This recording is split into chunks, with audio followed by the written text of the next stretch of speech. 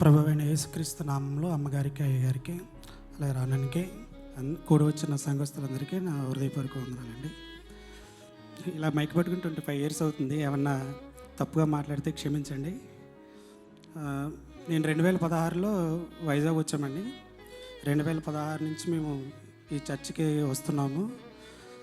దేవాదేవుడు మాకు చాలా ఆత్మీయమైన సంఘాన్ని ఇచ్చాడండి.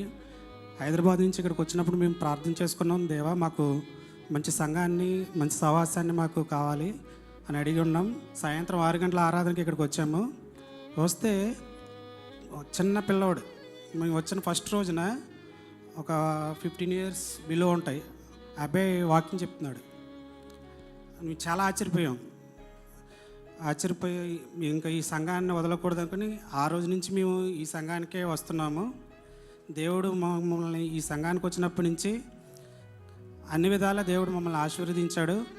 పిల్లల చదువులందు అయితేనేమి, నా ఉద్యోగం అందు అయితేనేమి, నేను ఇక్కడ ఫార్మసిటీలో ఇంజనీరింగ్ డిపార్ట్మెంట్లో పనిచేస్తానండి. అయితే 2023లో నాకు ఫిబ్రవరి, మార్చ్ ఆ టైంలో 2 నెలలు చాలా ఇబ్బంది పడ్డాను. ఆ టైంలో నాకు సంఘస్థులు చాలా ఆత్మీయంగా ప్రార్థన చేశారు, ఇంటికి వచ్చి నన్ను చాలా ఆదరించారు. ఆ టైంలో నేను చాలా అసలు ఇంటికాడ నుంచి కూడా నాకు ఏ విధమైన సపోర్ట్ లేదు ఆ టైంలో.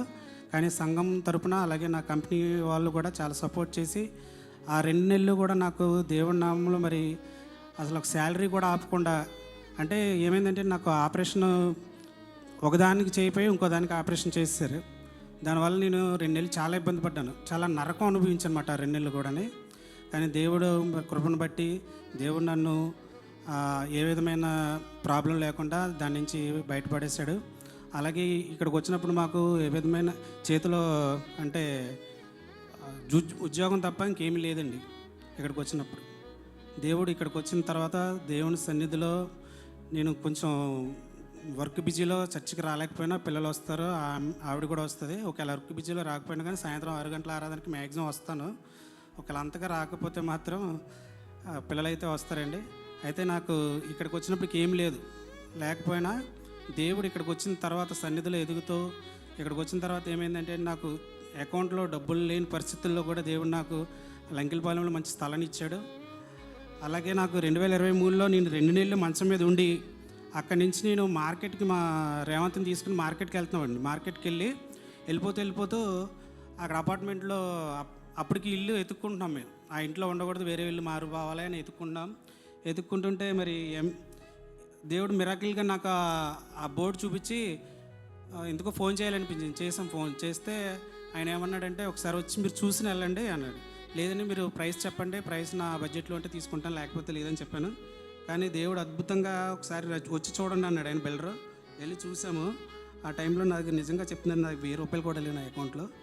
కానీ దేవుడు అద్భుతంగా మరి చాలా మిరకిల్ చేశాడు. 44 లక్షల రూపాయలు పెట్టి ఇల్లు కొనుక్కునే భాగ్యాన్ని ఇచ్చాడు. దేవుడికి వందనాలు చెల్లిస్తున్నాం. అది ఎలా జరిగిందో నాకు ఇప్పటికీ ఆశ్చర్యంగానే ఉందండి. అది దేవుని కృప, అంతకన్నా ఏం లేదు. అలాగే నా గురించి, పిల్లల గురించి, పిల్లలిద్దరూ కూడా నేను దేవుల్లో చిన్నప్పటి నుంచి ఉన్నాను, కానీ ఈ ఉద్యోగరీత్యా దేవుల్లో కొంచెం తప్పిపోతూ ఉన్నాను. అట్లాంటి పరిస్థితి నా పిల్లలకు రాకూడదని, పిల్లలు ఇంకాను దేవుని కృపలో, దేవుని యందు, దేవుని సేవలో వాడబడాలని, నా కుటుంబం గురించి, నా గురించి అందరూ ప్రార్థన చేయాలని కోరుకున్నాను. Thank you.